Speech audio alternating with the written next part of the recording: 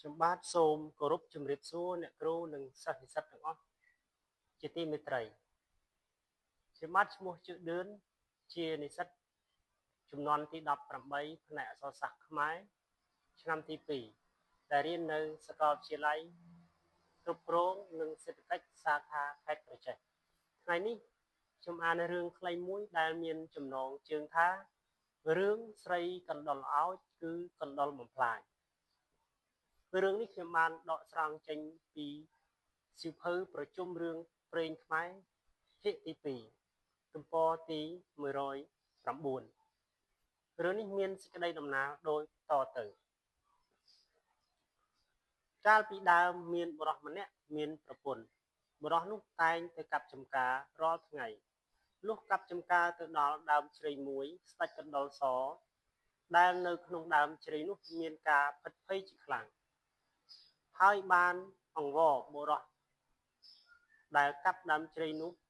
ថាសូមឲ្យបុរសនោះទុកតែដើមជ្រៃមួយនេះខ្ញុំនឹងឲ្យរង្វាន់មាសក្នុងមួយថ្ងៃមួយដុំបុរសនោះក៏យល់ព្រមស្ដេចកណ្ដុរសបានយកមាសប្រគល់ជូនបុរសនោះរាល់ថ្ងៃបុរសបានមាសហើយយកមាសទៅប្រគល់ឲ្យប្រពន្ធទុករាល់ថ្ងៃប្រពន្ធសួរថាតើអ្នកបានមាសមកពីណាប្តីថា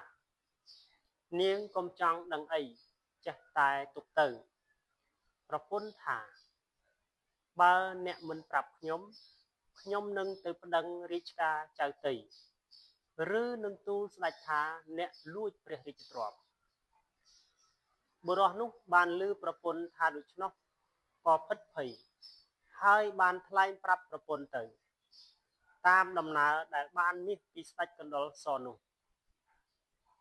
នាងប្រពន្ធបានឮហើយក៏បាននិយាយថាអ្នកនេះពេញហៅជាឆោតចាញ់ប្រាជ្ញាសត្វបើអ្នកកាប់ដើមជ្រៃនោះរំលំហើយពុះបំបែកយកមាសបានច្រើនពីដើមជ្រៃនោះព្រោះស្ដេចកណ្ដុរសនេះពំមាសតែពីក្នុងដើមជ្រៃនោះលុះព្រឹកឡើងបុរសនោះទៅរំលំដើមជ្រៃ